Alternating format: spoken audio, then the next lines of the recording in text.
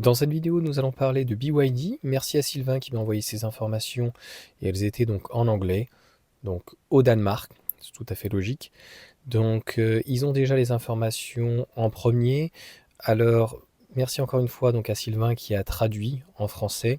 Ce qui est intéressant, c'est d'avoir les finitions puisque au niveau des prix, je ne sais pas si on sera forcément sur ce type de prix. Ça équivaut à 45 000 euros, 49 000 et aux alentours des 54 000 euros, on va dire. Sauf que BYD, d'un pays à un autre, même en euros, le prix n'est pas forcément le même.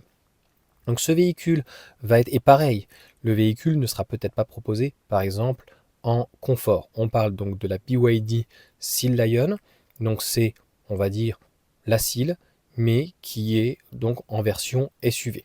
Et avec donc les nouveautés, notamment la nouvelle plateforme donc évolutive qui est de troisième génération. Donc on voit en fait au niveau du confort, il y a certaines modifications, notamment les jantes qui vont être en 20 pouces, étrier de frein rouge.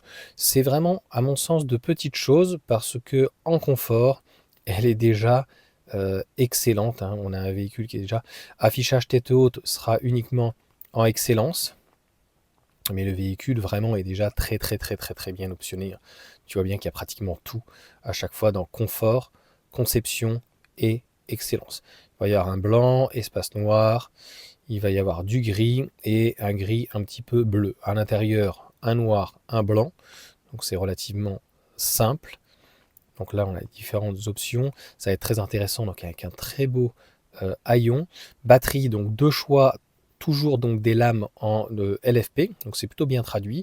82,5 kWh et une très grosse de 91,3. Donc ça va nous donner... Alors au niveau des tensions, c'est marrant, on n'a pas tout à fait du 400 volts puisqu'on est à 550, 537.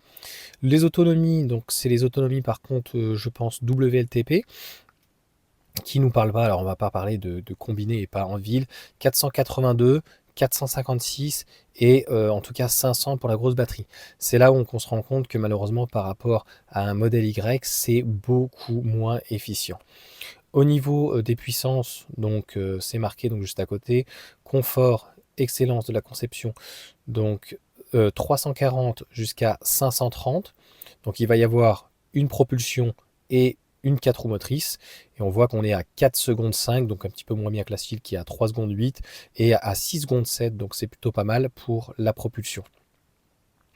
Donc voici pour toutes ces informations, on a les différents poids, on a les différentes charges qui sont plutôt excellentes, hein, puisque la charge donc, est donnée en 32 minutes sur entre guillemets la petite batterie, et alors ça envoie assez fort sur la grosse batterie, 24 minutes, un 10-30, un 30-80 en 24-18 minutes.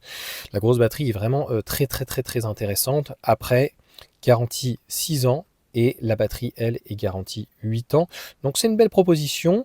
En France, ça sera peut-être un petit peu plus difficile dans la mesure où tant qu'il y a le bonus et le modèle Y notamment a le bonus, parce qu'on est vraiment dans une véhicule similaire. Et pour avoir un véhicule européen de ce type, il va falloir prendre au minimum un modèle type chez Peugeot ou Stellantis, donc un i5008, ou de mémoire, pour avoir la même équivalence avec la grosse batterie éventuellement de 98 kWh, on va se retrouver des 50, 53, 54. Par contre, petite traction 210, 230 chevaux, donc ça sera différent.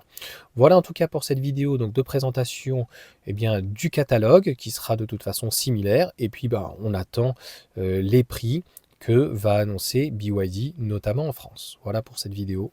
Bonne journée à tous.